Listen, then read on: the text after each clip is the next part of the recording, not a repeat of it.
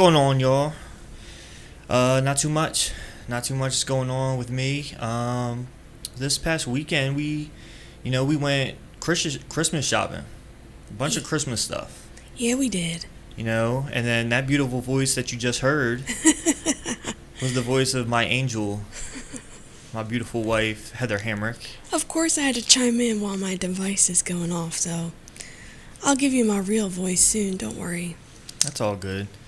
But yeah, so we went Christmas shopping for a bunch of stuff for the house, for our tree. I gotta be honest, I think we bought more for ourselves than we did for anybody else, but that's all right. Yeah, I think we did. But, that's what we do. It is what it is. We go out to shop for other people and we end up buying it for ourselves. It's all a season of giving to myself. Yeah, and so, was it Friday? We went to the Christmas tree shop and got a lot of stuff for other people, got stuff for us, for the house, just to decorate and make it festive and just bring it to Christmas life, because we love Christmas, we love Disney, we love bringing the two together. It's one of our favorite things in the world. Yes. And Saturday we went to I'm not gonna tell the whole story. Yeah, no, that's fine. But I'm just gonna so we went to get our tree. I found my perfect tree. It's not as perfect at home with lights on, but it's still perfect. It's a really beautiful tree, and it took us a while, but it was fun. I'm glad we went and did that. It was a good experience again, as always. Yeah, I mean, it's always a good time, but it wasn't the same. But we still got it done, and that's something me and my family have done since, I think, before even I was born. And my parents went with my grandparents and they got the tree and stuff like that, and we just continued it as I got older, and a lot of people have come to join us. We've had different people, girlfriends, boyfriends, whatever, and then also my cousin started joining us, I think, like a year or two ago, and then of course my wife, once we started getting together. And yeah, it took me until we were at least engaged for me to be invited, so I can't tell you how much I really wanted to be a part of Christmas tree day. Like, I can't even explain to you, because my parents have had a fake tree since I was little. We went and got a real tree 1 year after one of our dogs passed away, because they said, we can't have a real tree with Bree in the house, whatever. Right. I was like, fine.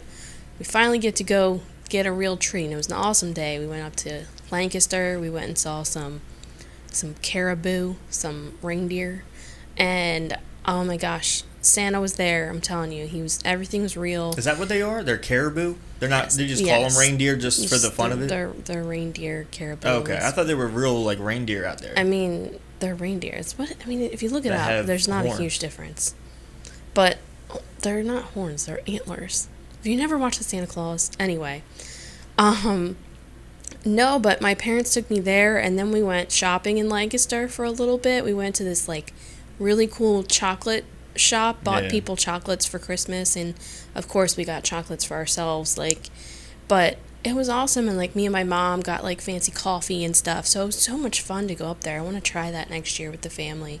I think that'd be awesome. And also this year, it didn't really bug me too much. We had to wear masks, but since it was so cold out... Oh my God, the wind, it was saving my life. It actually felt good. It was saving my life. I was like, man, I'm so glad I have this thing covering my nose right now. Yeah, and one thing I love having a real tree. I've never had a fake one in my life, which is probably why I like having a real one. So I love cutting it down. I just started cutting down my own tree not too long ago, actually. And...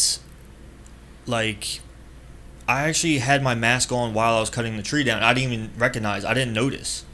Yeah, he stood up. He goes, man, I did that with my mask on and everything. I'm proud of myself. Look at that. Yeah, I was didn't even good realize job. Yeah, because it was windy out. It was cold out. So wearing a mask actually, helped a little bit. It did help, because it gave me the energy to keep, not that I was breathing well, but I was able to keep going and keep walking through the miles of trees, whereas if I didn't have anything covering my face at that moment, I probably would have given up and been like, oh my God, just pick a tree. I don't care, Ben. Just grab one and let's go. But this time I was like, no, I'm going to find my tree. Like, I took my time and I really spent the time out there in the wind and the cold because my mask didn't really bug me. Yeah. I think if I was wearing a paper one like you were, I would feel a little differently. But since I had my Norwex one on, it was a lot. It's warmer. Like, I appreciate that mask so much more than I ever have when I'm outdoors. I really do. Yeah, it's not bad to wear one in the cold, you know, so I think it's a lot harder when it's summertime, and hopefully by summertime we won't have to, oh God, you I know, hope so. wear them like mandatorily, you know what I Yeah. mean? Like, we'll just be able to make that choice Yep. to if we want to wear one or not. Yeah. But yeah, so that was our weekend pretty much. It was in a busy. nutshell, it was busy. Very you know, busy. I mean, we went to a plethora of places on Friday, Yeah, we did. and went shopping, but it was fun. You know, even though the rain. Oh yeah. You I know, we forgot it was actually. raining. It's funny, like, you ever go into a place expecting to get one thing and you end up with something else? You know, we go into Lowe's to find lights, or like We were going for garland. and And driveway we end up lights. with this thing. We end up with a 4-foot Mickey. Like Like, if I had you guess where we got this Mickey at, you would never guess Lowe's. But yeah, it was just sitting there chilling. I mean, we walked down the aisle because we saw like poinsettias down Right. the end of the aisle, and I was like, oh, maybe they have more stuff down there. I was like, whatever, we'll just keep walking.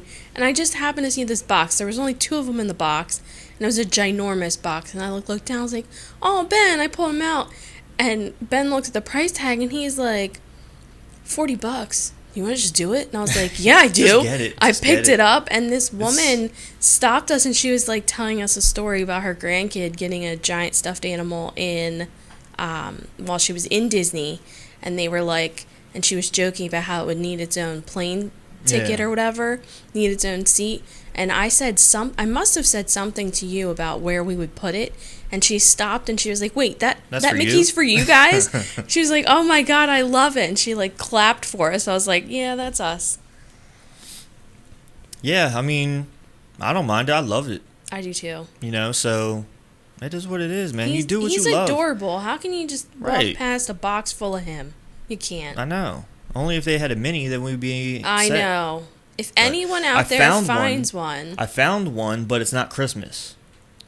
I know. I found one that's not Christmas It's too. the pink but one, the one she's wearing pink. yeah, It's on Shop Disney. I found a red one too, but even Yeah, though it's not red, it's not a Christmas one. It went through my mind. I was like, how can I make her bow like green or something? Like, what can I do to make this, next year, if we can't find one, I'll probably suck it up and do it myself. I'll probably bite the bullet, buy a regular giant mini, and I'll make her Christmas. Yeah.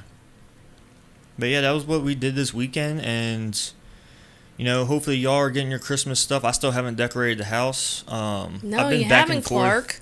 I've been back and forth because, it's when I'm off, there's never a nice day. I know. It's always, you know what I mean? It's always raining or doing something. But once it's nice out on a day that I'm off, I'll definitely Well, do it. I'm thinking next weekend is the chance to do it. Yeah, that's you know? fine. Yeah, so we'll see. We'll see what happens. But I'm excited for Christmas, and I just love it. There's something about it that, makes people happier. I don't know what it is. There is something about this time of year that is just so much better. It just is. Yeah, and you hear people saying now, like, we need Christmas more than ever right now, Yes, we because do. people are going through it, even this far in, but we'll see what happens. But that's what we did this weekend. And then Sunday, I had the unfortunate privilege to watch or listen to the Eagles game. And it's a struggle. But I don't know. I had mixed feelings of Jalen Hurts coming in and them benching Carson, but I understood it. I understood why they're doing it, and the pressure that the team and the organization is being put under by the fans, by the radio people, and all these different people and media sites and stuff like that. And, I don't know. It turned out to be a good thing. It turned out to, Jalen Hurts gave that so-called spark to the team, and they actually, started scoring points, and they saw they were actually down by a touchdown, but then defense just gave it up, so they end up losing the game. But now that brings up now we have a quarterback controversy. We have this whole, should Jalen Hurts start next week and then just rest of the season, or should Carson start and then just bring Jalen in towards the middle of the game or whatever? But like my feelings, I feel like we should. I mean, I think Carson needs to be humbled. He needs something. He needs something to because set him down and kind of allow him to kind of watch what's going on out there and see a little bit of a different perspective, because right now he's just hold the ball, get sacked. Well, it's also, he's not changing anything. No, I don't know if has changed. I don't know if it's just him listening to the play calling and he's not doing his own thing. I don't know, because there's a lot of times where it's not the line's fault, it's not the receiver's fault, right. It's his. And that's where I've noticed during this game. That's where I made my decision to hop off the Wentz wagon. Yep. And I was just like, dude, I've been going for you for so long.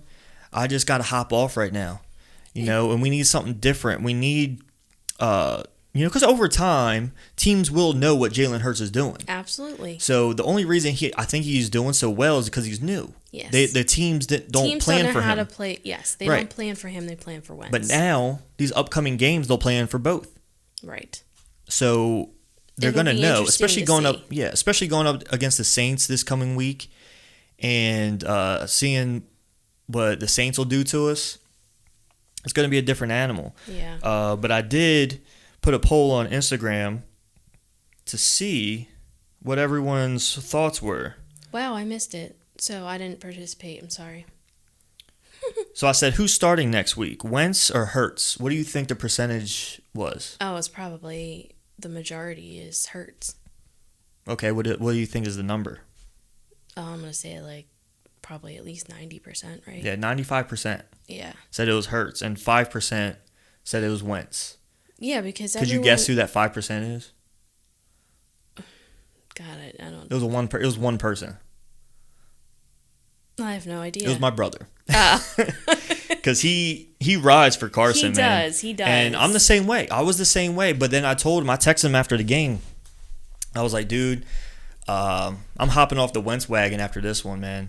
Like, I've been riding for him up till this point, but he's just not changing. He's not. Not one. And here's the thing: is we don't necessarily know what coaches are telling him. Maybe Carson wants to, do something a little different, and they're like, no. Right. Maybe they're so worried about him getting injured again. It's just there's so many things, but the thing is, my man's getting sacked 46 times before this game. So what? How many was?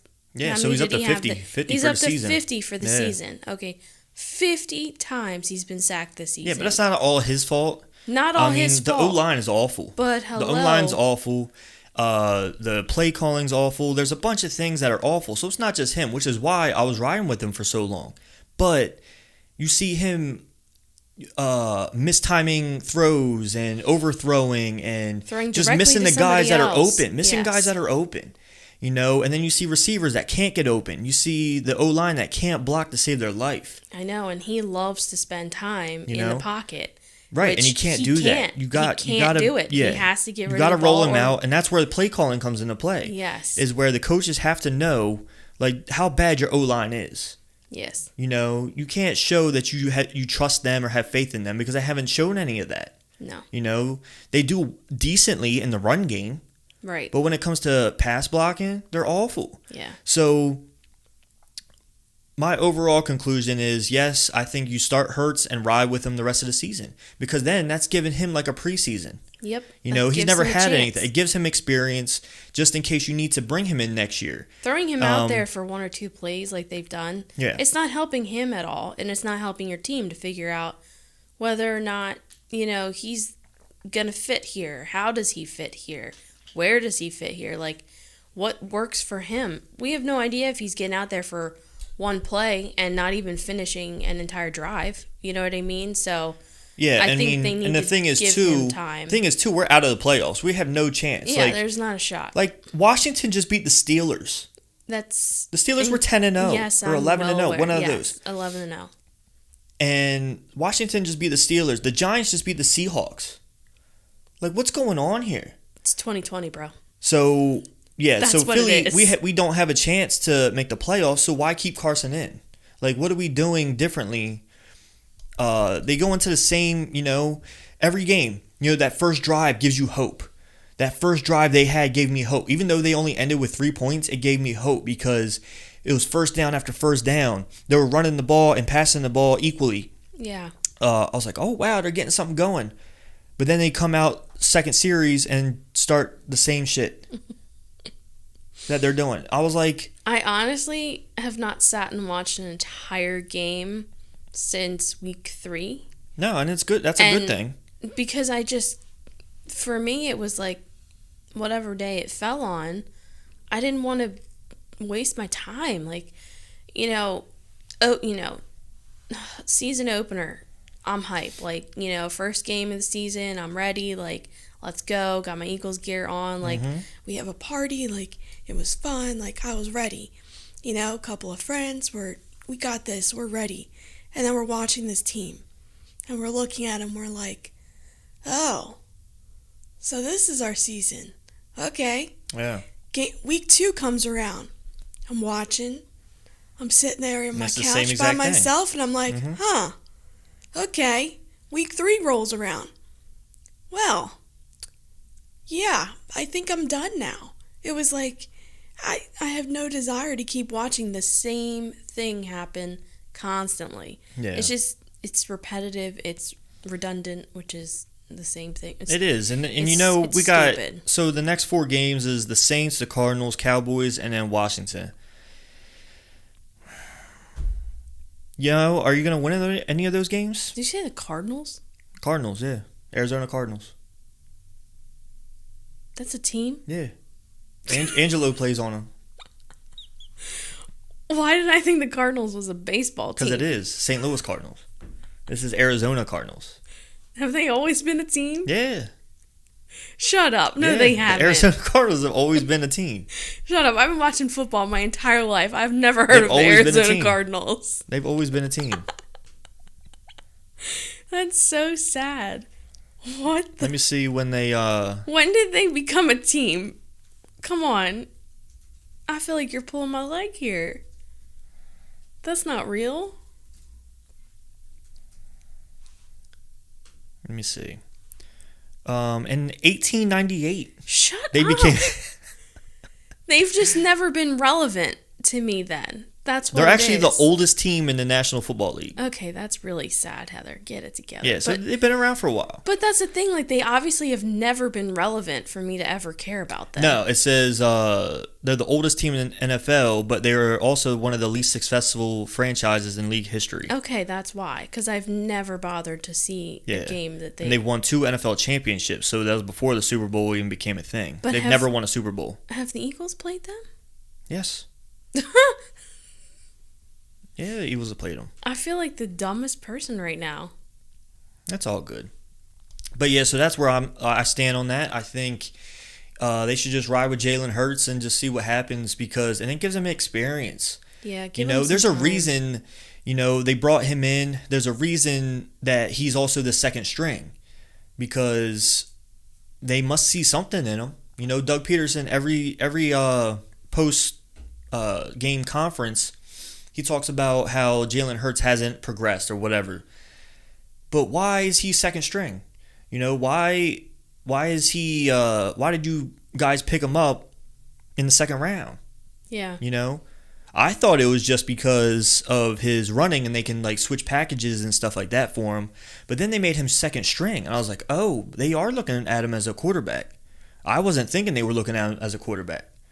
I thought he was just going to be a trick play kind of, person, which I don't know why you would draft someone in the second round for that. But yeah, I don't know.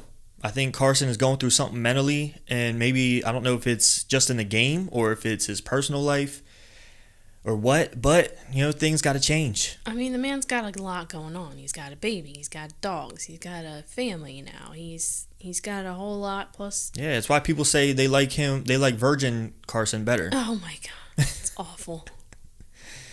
Hey, but I mean, it all takes time. I don't think this is one thing I hate is when people talk about firing people. I'm like, hey, no. We need to get off our high horse and stop acting like the Dallas Cowboys and just riding on that one Super Bowl. Yeah. Like, stop remembering that all the time. Let's shoot for something new. Yeah. These guys, if anyone should be, I don't think anyone should be fired for this year. This is a COVID year. It's a weird year. At least give it another year. If we have this year next year, then you can start firing people. Then you start questioning. Then you start trying things. to look for a place for Carson. Also, Carson is going to cost a lot of money. Yes, you can't cut him. Nope. So you would have to trade him, and no one wants to take that on. No, for a player that's acting mediocre right now. Mm-hmm. So I mean, there's a lot that goes into it, and I don't think we should fire anyone. No one should be fired this year. I would see till after next year. Yeah. After next year, if they're still playing the same. This year is it's irregular for every single sport in the book. So I feel like it just needs to be. It is, and you put the stats together with you look at like Peyton Manning and Tom Brady in their fourth year in the league, they didn't do so hot. Yeah. So putting those together, like you got to give Carson a break. Yeah. You know what I mean? You're not surrounding him with anything. He don't have a good O-line. You don't have good receivers. And then there's ways to work around that though. You gotta. Right. And he worked around it last year. He had zero, but he made nothing into something. Yeah. You know what I mean? Yeah, they didn't play great, but he didn't play nothing like this year. But he still made nothing into something, and they got at least to the playoffs. Even if some of it was by luck, but they still did that. And this year, I just think people are overreacting just because they're so bad. I think you have to take a step back and just wait and be patient until next year and see what happens. And no one should be fired. Everyone should just reevaluate, and I think next year they're going to be better. Agreed. And hopefully they draft better. Because they're going to have a good draft pick coming up because they're so bad. Because we're so bad, yeah. Right. So you might as well. That's what I'm saying. You're not fighting for anything. Nope. So you might as well just play Jalen. Ride it out. And just give him experience. Get your good draft pick and hopefully Carson's man enough to help him out and not just be a baby about not playing. I hope so. And understand why he's not playing. He has to see that he's playing awful. Yeah. So I mean, he has admitted that's my thoughts on so. that. Yeah. That's my thoughts on that. And one thing that just came out is February 2021, Floyd Mayweather and Logan Paul. Don't even get me started. I am so sick of these. It's all for money. It's all for publicity. It's all for entertainment. It's annoying. Logan Paul, who are you? No, everyone knows Logan Paul though. Everyone knows the Paul brothers, and their YouTube is huge. Oh, I'm well aware, but still, you're stepping into a boxing. Just who are you? And who do you think you are in that matter? I mean, it's annoying. I mean. No, he's not in the realm of Floyd Mayweather. Not even close. But also, Floyd wouldn't take this fight if it didn't mean anything, money-wise. Oh, correct. He knows how much money it's going to make. So that's why he's doing it. It's no different than Conor's boxing match. Right. It's no different. Right. And that's why Floyd and Conor might do it again. No, I'm later sure next they year. will. They might do it next year because Floyd knows, and he's smart enough. He did it his whole career. What's going to bring me in the most money? Yeah. You know what I mean? Dude is a good businessman. Yep. So he's taking this fight because he knows how much money it's going to bring in. Oh, I believe yeah. I think only the pay-per-view, I think if you buy it ahead of time, it's going to be like $25. It's probably But the smartest thing to do. Yeah, but if you buy it on the night of the fight, it's going to be like 70. If we're watching that, we're buying it ahead of time. Yeah. I need to know if there's But- anyone else worth watching on that card, though, before. Oh, no, there's not going to be. I mean, they had the two this time, and you never know. No, I highly doubt it. But the whole question that everyone's asking is just like, what is this whole thing doing for the sport of boxing? Because if people keep just taking these fights for money and entertainment, it's like, It's what is it doing for the sport? Like, they just had a big fight with Earl Spence Jr. and Danny Garcia. It's like, who? Who? Everyone in boxing knows those names, Yes. but no one outside of that knows this. Yep. I'm not a big boxing guy. I mean, I'm all about UFC. I love the sport of mixed martial arts, seeing different parts of martial arts put into Seeing it one all thing. together is so much better than watching. Just watching boxing, it's just for I get me. bored. It's not the same, but there's a lot of impressive footwork and hand work and level. It's just all of that goes with boxing is just so much different than watching MMA.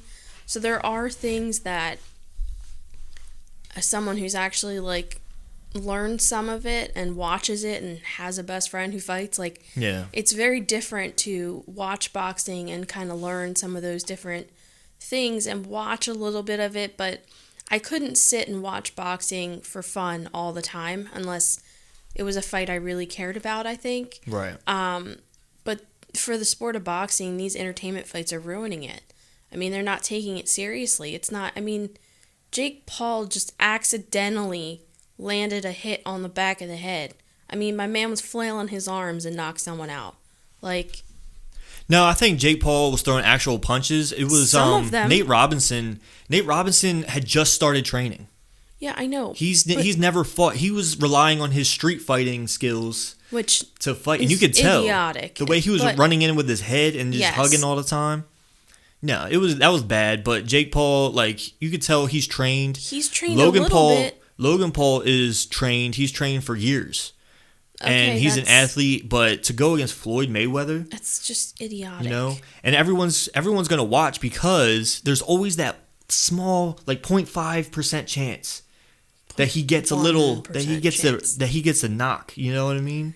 I mean, yeah, he might get a hit in, but it might be purposeful. And who knows? And of course, Floyd's going to let it go because that's why Floyd and Conor will do a rematch. Because again, Floyd is smart, and I'm kind of taking this take from Brendan Schaub because I heard it this morning. But anyway, he makes a good point, is that Floyd is so smart that he thought like 5 steps ahead. He knew there couldn't be a rematch with Conor unless he took it a couple rounds. Yeah. You know what I'm saying? If he like just finished it in the first or second, like he said he could, like he says now he could, he was like, oh, dude, I could have easily beat Conor. Yeah. He's like, but what's the point of that? That's not going to make any money. Right. He's all about the money. So, and that's how smart he is business-wise. He knows what's going to make him his money. And now he has something. He has this, and then he has a rematch with Conor that he could do. Right. So Floyd's making out like a bandit. That's what I'm saying. He knows exactly what he's doing. Logan is just like, I don't know what he's doing. I mean, but they both have different audiences. Yes. Which will come together because the money that the two YouTubers, Logan and the other dude, made was ridiculous. Yeah. They made more than any boxer has ever made. Oh. Yeah. Pretty much, And then so bringing them together, it's just Floyd made $100 million fighting Conor. Yeah, I know. He's probably going to make that or more with Logan. Because of Logan's following. I just think it's dumb. Like, it's a publicity stunt. Of course it is. And that's why they do it. And that's why I think it is. It's kind of irritating because it's like a spot for an amateur fighter that's not a professional by any means. Yeah. Actually can't even be considered an amateur unless he's actually had matches in the past. Yeah, and that were legitimate. He's 0-1-1. He has a draw and a loss. But legitimate. Who was his opponent? I think it was KSI both times, and he was a YouTuber. Okay, so but that's it was not a sanctioned legitimate... fight. It was sanctioned fights both times. Okay. Yeah. Yeah, but he's still not a fighter. It's different. No, he's not. But from the fighting world stance, like, and that's why it's going to ruin boxing. You've got boxers out there that are like, what the hell? I'm trying to make it. I'm trying to do this. Well, that's what I'm saying. It's not. You've got these idiots coming out of YouTube going, yeah, I can fight. Just put me out there. Yeah, but it makes money. I understand That's why it's for money. It's not for the love. It's not for so much the love of the sport. To become a professional boxer. It's more for the money. I don't know. If you ask Jake Paul, he's got a boxing documentary coming out with his next mixtape. So, who knows? Yeah, he's a clown. But, I mean, they're making money and they're young. Like, Logan Paul's like 26, 27. Yeah. Jake Paul's 23. Yeah. They're business-minded dudes. They know exactly what they're doing. And they're going to bring in that money, and whether people like it or not. And I don't think it reflects on Floyd Mayweather's actual career because he's doing this for money. Yeah. This isn't an actual boxing match for him. The same thing with Conor. It counts towards his record. Yeah. But still, I don't think it was I think it was just an entertainment thing. It wasn't an actual boxing match. I don't understand why. I mean, Conor counts towards his... Because it was sanctioned. It's still a sanctioned fight. It's just annoying. Yeah. But I think this one won't be sanctioned. I think this one will be an exhibition. It shouldn't be. Yeah. But yeah, that's... I don't know. I think I'll still watch it. Again, for that 0.5% chance that Logan, touches him with something. 0.1. 0.1. I'm giving him 0.1. Yeah. But I saw this yesterday, and this might bring the mood down a little bit. Mm. I don't know if you ever saw this documentary. I saw it a while ago. It came out in 2016. That's the word documentary. The answer is no. Oh, yeah. What was it called? Yeah, Audrey and Daisy. Nope. You ever heard of that? So Daisy Coleman survived rape. Mm. And they made a documentary about it, and she talked about it and stuff like that. It was in 2016. And she actually committed suicide last August. Wow. And her mom just committed suicide this couple days ago. Wow. Yeah, so this past August, because they were 4 months apart that they committed suicide. It doesn't really say how they did it. Well, no, but at least that. At least they shouldn't. But it's crazy, it happened so long ago, and the girl even did a documentary about it. But it shows you it's still how much it weighs really on you. Yeah, no matter how much you do or what you do, she actually was helping other girls go through it and stuff like that. But it just it stayed with her so long that she ended up committing suicide because she just couldn't take it anymore. And I guess the same thing with the mom. The mom probably couldn't take it because of her daughter. Right. That's a painful loss, losing your kid. Right. In 4 months, that's still fresh. That's still fresh in your mind when you're waking up every morning just knowing that your daughter's not there. Yeah. And why she's not there. Yeah. And it sucks, and this is the problem. This is people need to look into these things more, into more in depth. I don't know about the whole believe all women thing, because there are people that lie. There are people that are looking for money. I definitely agree with that. But I do think that, if something comes up like this, look into it. I don't care what they're saying, you know what I mean? Do look into it to see if they're lying, to see if they're trying to get money. That's what happened with this girl. Apparently the dude is the grandson of a local politician. And of course they saved his ass, you know what I mean? And I don't know, it's just such a hard thing. It's really sad. He only did 4 months in jail. And and then that's it. And then he got out, and she has to deal with that thing the rest of her life, whereas he just gets to go on living. But if you think about it, I'm playing devil's advocate here. Right. Emphasis on devil. Right. It's going to be on his mind too. Will it though? Depending on the person. Depending on the person, exactly. Yeah. Will it? I don't think so, because he never had any repercussions for it. Just because he didn't have repercussion doesn't mean he doesn't feel that way. No, I disagree, because it's, if you went to jail and you got the fuck beat out of you because of that, then you might have second thoughts about it. You know what I mean?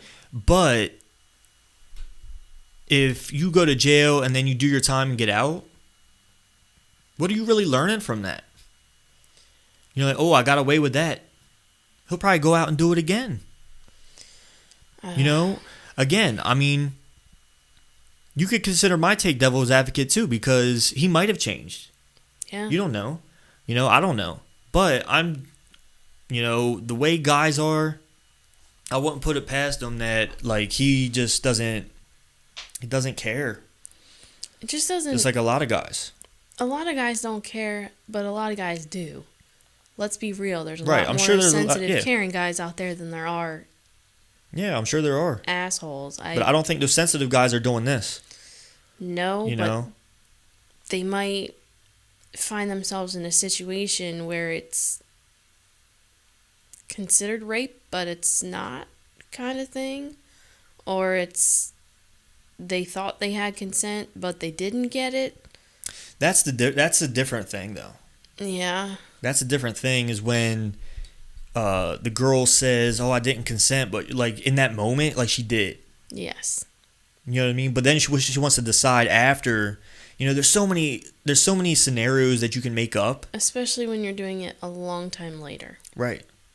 You know, there's so many scenarios that you can make up and put together in your mind. And, you know, I don't know. It's a tough thing. I always put myself in that position. Like, what if it was my daughter? You know? Yeah, we'd both be in jail. Probably. Because, no. Probably. Yeah, I couldn't. No way. You know, I couldn't stand for that. No way. You know, I couldn't stand for a guy looking at my kid wrong.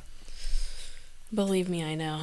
I don't look forward to that day. I know that's gonna suck. It's gonna be real hard for me to keep you on a leash. But especially if we have a daughter someday. Lord help her. But yeah, that was that, and I just want to talk about that because I saw it yesterday, and I was like, oh wow, I actually watched that documentary, and that was 4 years ago. That's crazy. It sucks because you think, you know, that someone's over it. Once they're starting to help other people with it, you think that they're over it and they're good with it. The problem but is, they never are. You're never okay with somebody doing something to you. Right. You're never okay with it. You never get over that. Yeah. You're not. You can forgive and pray and beg and hope all you want, but that's not going away. Just think about any traumatic memory you have, if you have any. Mm-hmm. It doesn't go away, no matter what you try to do. Yeah, because there's always going to be something out there that kind of triggers it. Yes. Like the moment the moment you think that you finally got away from it, it's gone. It comes back. Right. It happens to everybody with all kinds of things. Whether it be it could be anything. There's so many things that could just trigger you and be like, whoa, like. Yeah. I don't know, that's depressing. Move on. I didn't like that topic. It is. That's a dumb. Skip that. Move on. Yeah. But, so something I wanted to talk about today is, you know, I always like to talk about something that, you know, that has affected me in my life, and just hopefully it helps, like, one of y'all out there, and if you're listening or watching. And so this week I thought of, you know, love and understanding. So I was thinking about a moment, you know, where that came into play. And I thought about our day on Saturday. Right? Yeah. And so, like in the beginning of the podcast, we talked about my family tradition of getting a tree and all that kind of stuff. And This year it was kind of different because the morning of, we were about to get ready to go, and we found out that my granddad was having a hard time breathing, and he had to go to the hospital, and found out he had blood clots, and so we were unable to do it with my grandparents. And before we found out he had blood clots, everyone thought he had COVID, so everyone was backing out. My cousin and her husband backed out, my parents backed out, so we were like, oh, what are we going to do? So we were like, let's just go ourselves. So we ended up going ourselves, and we were having a good time. You know, I cut down the tree and everything, and then I was sawing off the edge of the tree like we do every year because my wife likes to So to save explain, those. like he cuts off like maybe an inch at the bottom, or depending on the tree farm, they'll do it for you. About an inch of the trunk at the bottom after you've cut the tree down, you just cut that, and then I keep that and I make them into ornaments, and I put our like it'll say like this year it says our fifth Christmas, and that's obviously as a married couple, and in this house. So our fifth Christmas, I put the year and I put our names, so that God willing, when our family grows, we'll be able to add kids' names or other Yeah. dog names, and it's just one of those things where it's like I'll be able to look back at those ornaments and know that each year I'll be able to remember those things because I can look at those ornaments and I can remember things. Like last year, I remember Ben being so frustrated and saying, "We don't need to do this year." So I have this little tiny chunk that's about 1 by 2 inches of broken like tree trunk that I wrote really tiny, our fourth Christmas, 2019, Ben, Heather, and Ziva with a heart. That's what I wrote on there. And it's there, and it hangs on my tree. I don't care how tiny and crappy it is. And this year's has some stems still attached to it, which I will eventually cut off. But it's just something that I really like to do. And so I asked Ben to do it while he had just cut the tree down, and it was sitting right in front of him. And so he started to, and you may continue. Yeah, so I started to do that, and then something just came over me, and I just got real irritated. I was just like, like, this is dumb. I was all pissed off, and I just took the tree, and we waited for the hayride to take us back to the front of the tree farm, which we like baled up the tree, and then we took it back to the car. So we were on our way home. I was fine, Once we got on the hayride, I was fine. I apologized to my wife and all those things, right? But then we get home. We got the tree up. We got everything going. I end up cutting off that part from the tree, and we were putting on the lights. And then it just wasn't going right for me. Just nothing was going right. So I get all pissed off and I get irritated. And I'm just like, oh, fuck this. Oh, and I just like throw the lights and stuff like that. And so the reason I tell these little things is because, the way my wife handled it. And it made me think is like how much love and understanding she has of me, because Don't you go making me cry now. well, that's why I wanted you on here for this,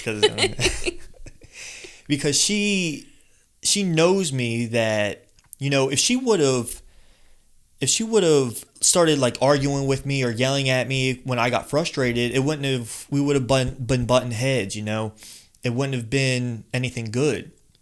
But she knew to like take a step back, allow me to go through it, allow me to just like have my temper tantrum, and just really, and then I end up apologizing to her because she knows I know when I'm wrong.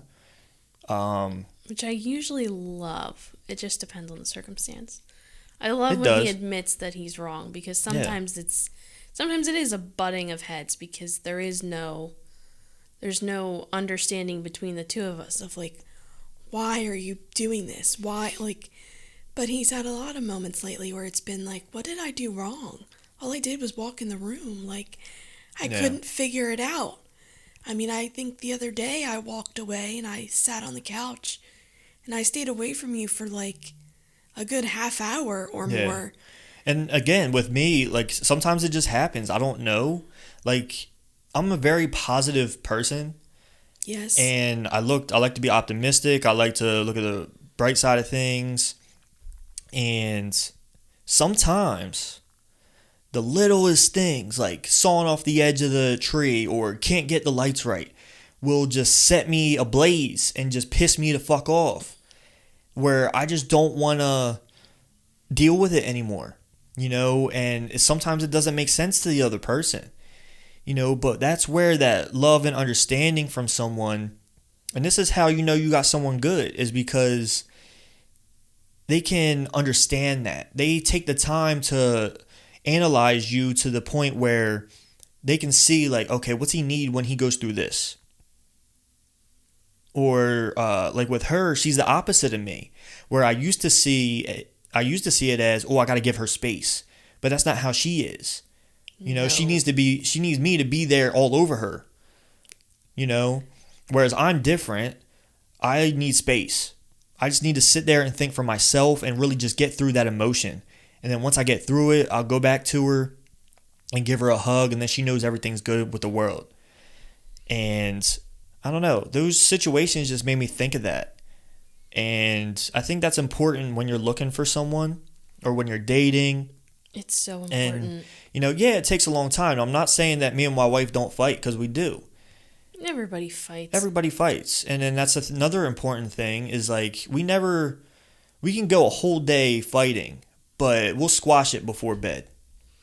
I don't think, knock on wood, we've ever gone a whole day fighting, ever. Well, I mean, if it happens. If it happens, yeah. If it happens, I have a rule. We make sure, and it's and I know this is so cliche, but never go to bed angry is one of the biggest things I think I've always held on to, because I used to go to bed angry all the time. Yeah. Well, I mean, I was an angry teenager. I was an angry college student. I went to bed angry all the time, and I never wanted to do that. And now I look at it from a whole different perspective with life, and life is short, and I don't want to go to bed angry, because if one of us, God forbid, did not wake up in the morning, I would never forgive myself.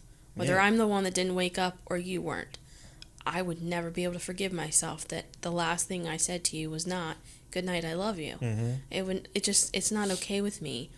And with you, the love and understanding thing is just so, it's taken a long time. I mean, your temper tantrums started years ago. Mm-hmm. I mean, we've been together almost 10 years now, and yeah, see, I got that number right this time. You see, I normally mess that up. Yeah. I don't know why. 2020 is throwing me off.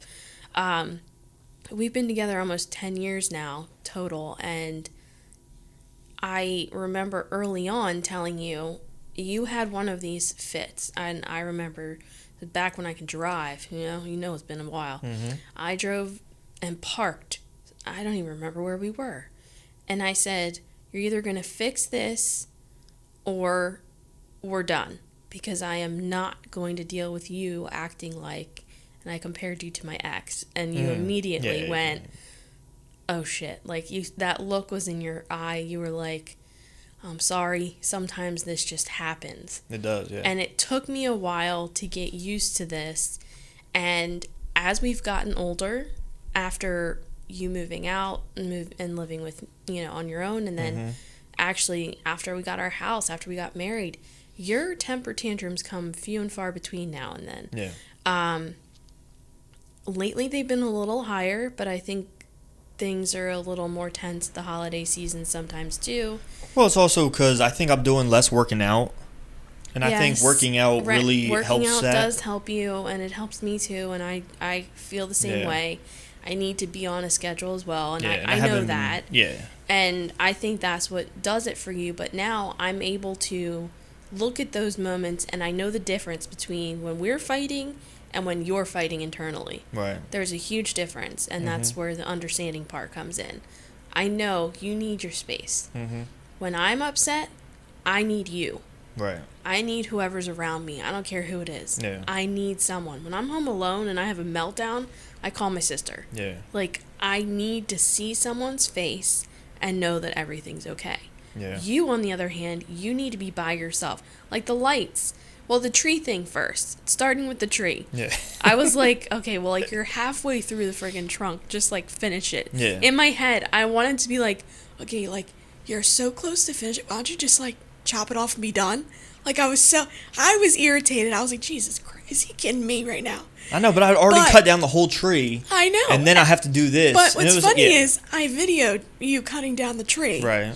And it took under 2 minutes for you to cut that tree. It was very, very quick. So I was like, okay, it's not going to take him long to chop through another inch. Right. And you just threw the saw down like you were just right. And I was like, so I stood there all, kind of in my mood. I was just like, oh my God, are you kidding me? Over an inch. I was like, oh, I have no patience for this. We've had such a good weekend. Yeah. I was just like, whatever. I get on the hayride, and as soon as you look over at me, because you could tell I was just going to look at my feet or around me until you acknowledge that, like, you were cool. Yeah. So then you're like, I'm not mad at you. I was like, I know. And then you were like, everything's fine. We're good. And I was like, okay, I can breathe again. And that's the thing, the recovery doesn't take that long. Usually no. And then when we got home, the lights, I don't know what you were doing with the lights. I don't know either. That's that's why I got mad. I have no idea. You were just like, I don't know why this is so fucking hard. And you got so you're like, fuck the lights, you do it. And I was like, yeah. I calmly, this time I was just like, you know what? I'm just going to do it for him. And I finished the lights and I was like, okay. I was like, I just need a little help rotating the tree because the plug is way over here and we need it way over there. And then that's when we started that. And I was like, okay, the lights were really that simple. But as soon as it came to that, you were like, okay. And it was just like, gone again. Like, I'm back. I think you hit the nail on the head is like, it's not an issue with you. No. It's an issue I have with myself. Yes. Where I beat myself up internally. Then I get pissed off at myself, but I'm lashing out just not at you, but in general. In general, and I'm just the one there. Yeah, and you're just the one there witnessing it. Yeah, because if you were chopping down a tree by yourself. But if other people were to see that, they would think I'm yelling at you. Yes. But I'm really not. No. I'm really yelling at myself.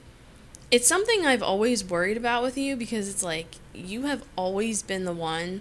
So like I used to be, a little background for the listeners or viewers, I used to be much more put together than I am now. I don't know if Ben would agree or not, but I was much more confident. I was much more comfortable in my own skin. I was much more independent. I, for sure, never thought I would need someone or rely on anyone or need someone's love and understanding constantly. I didn't think I would, I thought I'd be able to handle. Well, before you go any farther, I think you said it. I think you were comfortable. Yeah. And I think everything, like all these years, have just made you uncomfortable. And that's why I think your future, there's a lot that can happen because of everything that you've been through that made you uncomfortable. And you've learned from that. Yeah. And you've experienced all these things where I think in your future, you're going to have a lot of wisdom and a lot of knowledge of going through these things that you can help different people. Yeah. You know what I mean? It's just, I just never thought that I would be the type of person that needed someone to be right there when I'm angry. I used to be a slam the door, be by myself kind of angry. Yeah. I used to be a lot like you. Mm-hmm. I don't care who I'm pissed at. I'm just pissed off. Right. And I need to be alone and I need to deal with it. And now I don't get pissed off. I cry. Right. Over everything. And you yell at me sometimes. You're like, stop crying. And I'm like, you're like, why are you crying? I don't understand. Like, you'll even laugh at me sometimes. And it frustrates me even more because I don't know why. It's just what I do. Yeah. But I never used to be that way. Right. That was never me. And now it is me. And it's infuriating because I hate crying. I really do. Yeah. But it's just who I've become. And I used to be so much like you. And now you're so used to having to put the pieces back together for me constantly and comfort me and make sure that I stop crying, that I'm afraid that you're hiding like how you really feel because you feel like you have to be together in order to keep me comfortable. Not at all. Oh, not at all. God, I think 'cause I feel guilty I sometimes. think I am Like the way this I poor am because man. I was already broken. You know what I mean? And this is me put back together. I put myself back together differently, and which is why I like my time alone and I like to be by myself, is because I'm my own therapist. You know, the more I talk to myself, I can walk around and talk to myself, and I'm like something clicks. I'm like, Yeah. you know what I mean? And I just like, I wake up and I do better. Like, a lot of people like to go to therapy and listen to someone else tell them Yes. whatever. I don't like that. We all You know know what I mean? how I feel about it. Yeah. And I feel like just my walk with God and myself is all I need. You know what I mean? I have found that in more recent days, I'm not even going to say months, days, that is my comfort, is my faith, not other people. It's nice to be around other people, because being alone when I feel the way that I feel it's dangerous. It could be dangerous, and I know that because of my past experiences. So I know that when my anxiety kicks in, or a panic attack, or something hits, I cannot be alone. And it used to be, I gotta call my parents. They live right around the corner. I need them to get here now. I need my dad. I need someone to sit in this room and just be here. Whether I'm washing dishes and he's sitting on the couch, I don't care. I can't be alone with myself. It's dangerous. And I know that, but it didn't used to be that way. And it's frustrating because when you develop anxiety, depression, those type things, I mean, it's a real pitch. And anyone that doesn't take it seriously is an idiot. It is. It's a serious. It's a serious thing, and it's something that I think a lot of people, mostly probably everyone, struggles with. Everyone struggles with some sort of anxiety or depression, and I know I do. And we all handle it in different ways. And there are different ways of people dismissing anxiety, like, oh, I'm stressed out, so I'm anxious. There's a whole difference as far as the clinical term and the Merriam-Webster dictionary term. So there is a difference. And right now with COVID, I mean, depression, suicide, anxiety, it's all at an all-time high for us, because I think a lot of it is people are alone, or they feel alone, or they're just stuck, and it's infuriating to see people dismiss it so just nonchalantly, like, yeah, you're anxious, so is everybody else. Everybody has anxiety. No, everybody doesn't. Everybody gets anxious, not everybody has anxiety. Everybody gets depressed, not everybody has depression. It's a certain level for a lot of people. You know, Brandon Brooks plays on the Philadelphia Eagles. He gets to the point where he throws up. He gets so sick from his anxiety that it makes him physically sick. You know, whereas me, I kind of shake a little bit.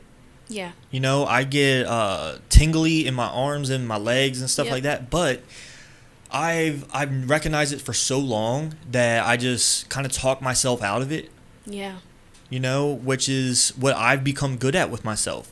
I've learned my body. I've learned my mind. And that's why I try and strengthen every day by just like just reading different things that people say or listening to different podcasts. That's why podcasts are such a big thing for me.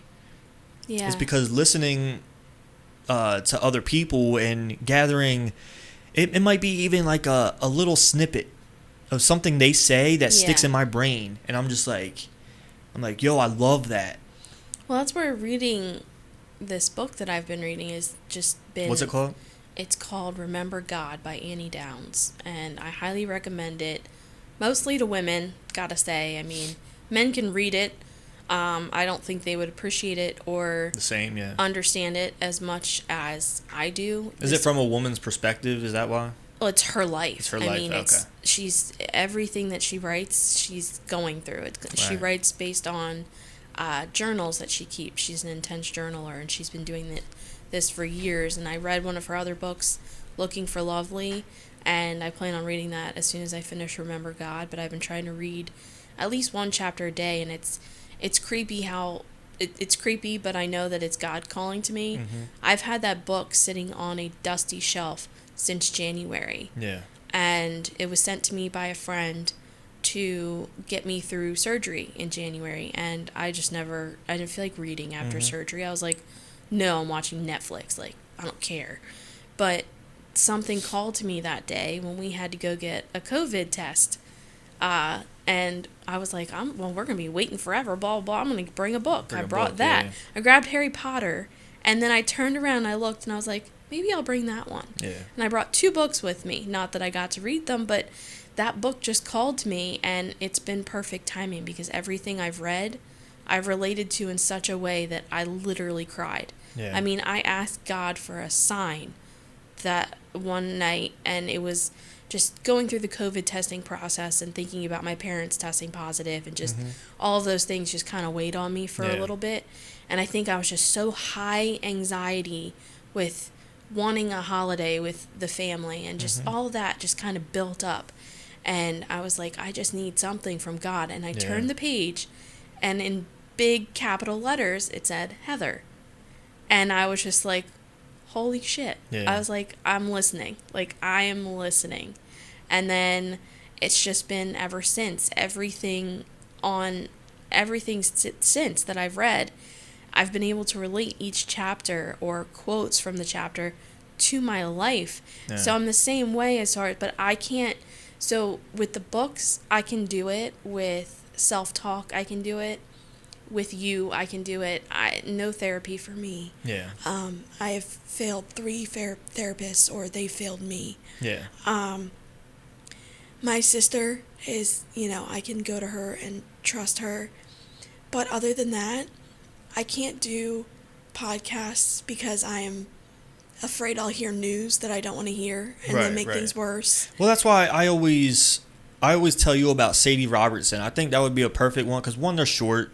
Yeah. And 2, like, she always has people on that just really, those are one of the ones where I just get this snippet of, I'm just like, wow, I love that.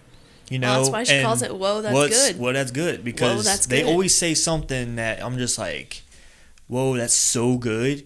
Like, I'm gonna keep that with me. You know what I mean? And but that's a big thing about that love and understanding is, we go back and forth. We both struggle with our own things. Yeah. And we both understand that. Yep. And I think that's what a lot of people don't do. Is like, if you're dating someone and you see that part of someone, you're just like, oh, fuck, no, I don't want to deal with that. You're like, red flag, and gotta red flag, go. break up, blah, blah, blah. You know what I mean? That's like I said, in the very beginning, I was like, I'm not dealing with this again. Yeah. Like, I'm not doing it. And then I learned that was a part of you. Yeah, but then I was the one that was like, okay, I got to do better. I got to shape up. It's not that I changed myself. No. It's just bettering myself. You realized that you needed help in some sort of way. Yeah. You realized there was something in you that was angry and like would randomly just burst out, and you were like, oh no, this is affecting other people and I don't even realize it. Exactly. And even though it wasn't about other people, it was more internally with myself. People always say like, oh, I'm myself's biggest critic. No one is their self's biggest critic more than me. I know. The stuff I look at, like, I'm never... You're never satisfied with I'm what never you satisfied. do. But it's not because I hate myself or anything like that. I've gotten past that. I was like that when I was younger. But I'm never satisfied because I want to do more for you. I want to do more for us. And I appreciate that about you. And those things, there are so many things where it's like, I could do better. And I could do better by us. Like, and I know that. And it takes me time to realize that. Because back in the day... years ago, before, having epilepsy and all this stuff really affected my life and my mentality and my everything, I kind of I always was trying to do my best and better and be like above and beyond at everything I did. Right. And now it's like, I feel like I don't have anything to be above and beyond better at, but there are a few things that I could, and I try that, and I appreciate about you that I get frustrated sometimes because I'm just like, my God, Ben, that's amazing. Like, how did you take that picture, or how did you make that video? That's great. Well, this isn't good, and look at that one leaf is out of place, and it's like, are you kidding me? Yeah. Who's gonna notice that? Well, other photographers. Okay, I don't think they will, but okay. But I appreciate that you're constantly striving for better. It's not that you're a perfectionist. It's just that you always want better for yourself and everything that you do. Yeah. And I was going to say something and I forgot. I'm sorry. I do that to you. Oh, no, I was going to say that I think we kind of like switch roles. We did. Because when I was younger, I wasn't like you. Yeah. You know, I wasn't put together. I hated myself. You know, there was times where I didn't want to be alive, like all those things. Yeah. You know, and then I think we kind of switch roles, but I think it's good because the way I am, I'm a good person for you. Yes. You know what I mean? But it doesn't mean you're going to be this way forever. No. Like I told you, we're going down our separate journeys, but then eventually we're going to meet in the middle and we're just going to shoot off. Yeah. And we're just going to go straight up. And my impatient side is you know like, what I mean? Can that be yeah, it's tough. I'm impatient like too. Tomorrow? But, it's tough.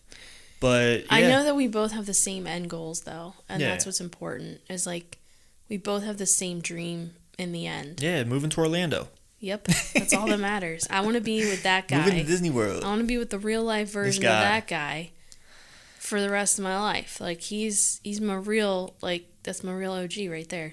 You know what I mean? Like, I want him to be my next door neighbor kind of thing. Like, yeah, man. That's how close I want to be. I just love that we have that in common now.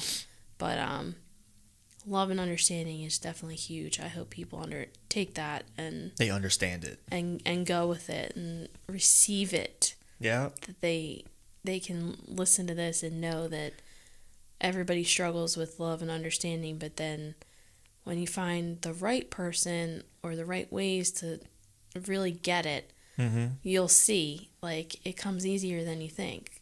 Everybody who's with somebody kind of knows their little quirks, their little things, right, and can see through them. Yeah, and just remember that's a part of them, and there's no reason to change it. It's only if you guys just strive to become better and better yourself, better your mind, better your body. You know, everything comes into play as one thing. You know, your mind, body, your soul. Just work on all three of those things and be the best person you possibly could be. But I think we'll wrap it up there. I think that's pretty good. And I just want to remind people to check out stnutrition.com. 10% off for podcast listeners if you type in the code STRONG, STRONG. Get 10% off your order. And I think that's about it. Thank y'all for listening. Yes. Strong Tower Podcast featuring my wife, Heather Hamrick. We're out. We're out. Peace.